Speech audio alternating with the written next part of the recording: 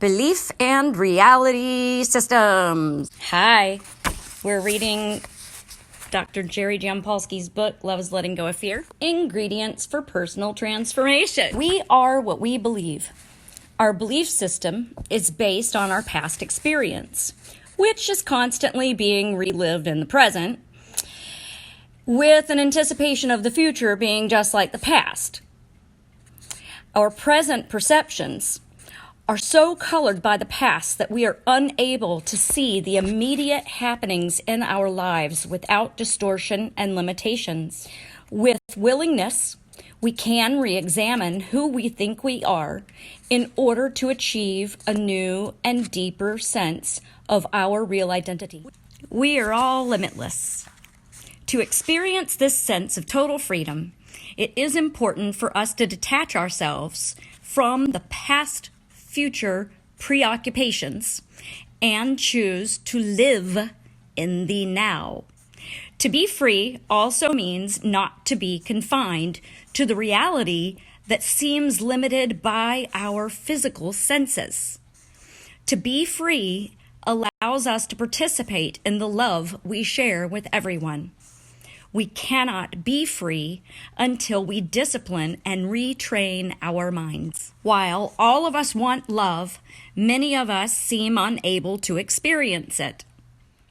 Our guilty fears from the past block our ability to give and receive love in the present. Fear and love can never be experienced at the same time. It is always our choice as to which one of these emotions we want. By choosing love more consistently than fear, we can change the nature and quality of our relationships. Attack and defense. When we perceive another person as attacking us, we usually feel defensive and find a way, directly or indirectly, to attack back. Attacking always stems from fear and guilt. No one attacks unless he first feels threatened and believes that through attack he can demonstrate his own strength at the expense of another's vulnerability. Attack is really a defense, and, as with all defenses that are designed to keep guilt and fear from our awareness, attack actually preserves the problem. Most of us cling to the belief that attacking can really get us something we want. We seem to forget that attacking and defending do not bring us inner peace. In order to experience peace instead of conflict, it is necessary to shift our perception. Instead of seeing others as attacking us, we can see them as fearful. We are always expressing either love or fear. Fear is really a call for help, and therefore a request for love.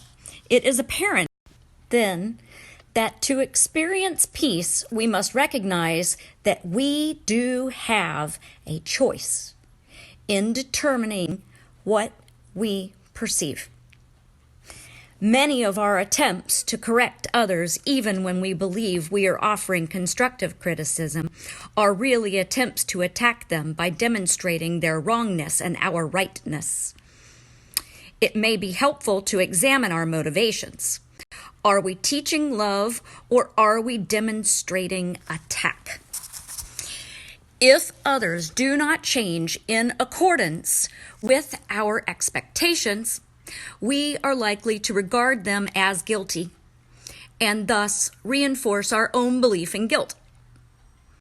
Peace of mind comes from not wanting to change others, but by simply accepting them as they are. True acceptance is always without demands and expectations.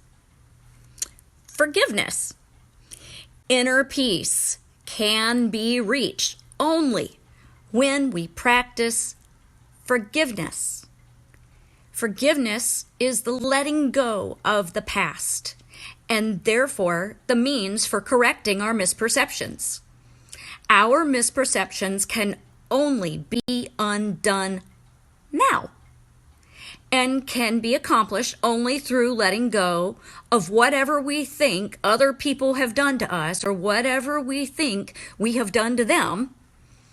Through this process of selective forgetting, we become free to embrace a present without the need to reenact our past. Through true forgiveness, we can stop the endless recycling of guilt and look upon ourselves and others with love. Forgiveness reaches all thoughts that seem to separate us from each other. Without the belief in separation, we can accept our own healing and extend healing love to all those around us. Healing results from the thought of unity. As inner peace is recognized as our single goal, forgiveness becomes our single function. When we accept both our goal and our function, we find that our inner intuitive voice becomes our only guide to fulfillment. We are released as we release others from the prison of our distorted and illusory perceptions and join with them in the unity of love. Getting and giving. It is important to remember that we have everything we need now, and that the essence of our being is love. If we think we need to get something from another, we will love that person when we get what we think we want, and we will hate that person when we do not. We frequently have love-hate relationships in which we find ourselves trading conditional love. The getting motivation leads to conflict and distress, and is associated with linear time. Giving means extending one's love with no conditions, no expectations, and no boundaries. Peace of mind occurs, therefore, when we put all our attention into giving and have no desire to get anything from or to change another person. The giving motivation leads to a sense of inner peace and joy that are unrelated to time. Retraining the mind. To aid in retraining your mind, remember to ask yourself the following questions in all circumstances, private or interpersonal. Number 1, do I choose to experience peace of mind, or do I choose to experience conflict? Number 2, do I choose to experience love or fear? Number 3, do I choose to be a love finder or a fault finder? Number 4, do I choose to be a love giver or a love sender? Number 5, is this communication, verbal or nonverbal, loving to the other person, and is it loving to me? Many of our thoughts, statements, and actions are not loving. If we want peace of mind, it is essential that our communications with others bring about a sense of joining. To have inner peace and to experience love, we must be consistent in what we think, say, and do. Words to eliminate.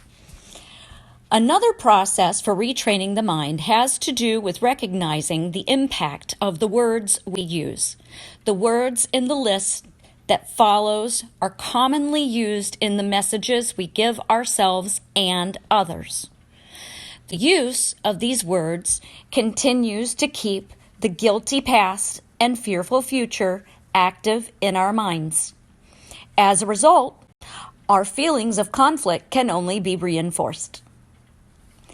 The more we recognize that using these words interferes with our inner peace, the easier it will be to practice eliminating them from our thoughts and expressions. You may find it helpful to carry an imaginary, disposable bag in your mind. Every time you use one of these words, visualize yourself putting that word into the disposal bag and burying it. It is important to be gentle with yourself. If you find yourself continuing to use any of the words that follow, merely regard it as a mistake to be corrected and choose not to feel guilty about making the mistake. The words to avoid using are impossible, can't, try, limitation, if only, but, however, ought to, should, difficult. Any words that place you or anyone else in a category.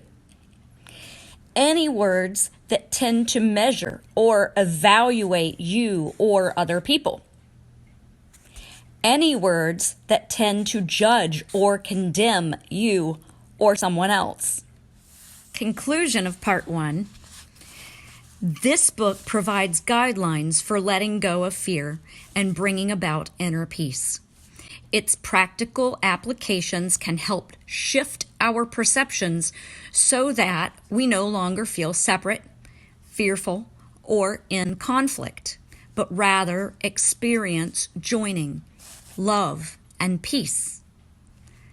Inner peace is experienced as we learn to forgive the world and everyone in it, and thereby see everyone, including ourselves, as blameless. Each instance of our lives can be regarded as a present opportunity for a new awakening or rebirth, free from the irrelevant intrusion of memories from the past and anticipations of the future. In the freedom of this present moment, we can extend our natural loving nature. When we find ourselves irritated, depressed, angry, or ill, we can be sure we have chosen the wrong goal and are responding to fear. When we are not experiencing joy, we have forgotten to make peace of mind our single goal and have become concerned about getting rather than giving.